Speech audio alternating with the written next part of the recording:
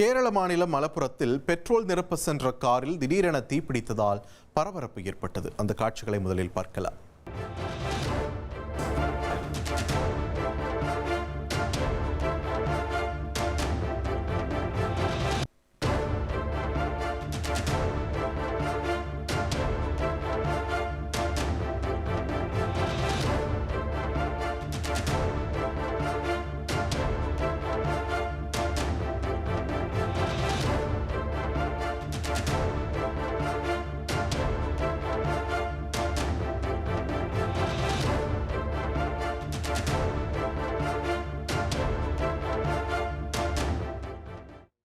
தொடர்ந்து கூடுதல் தகவல்களுடன் இணைகிறார் எமது செய்தியாளர் பிரசாத்.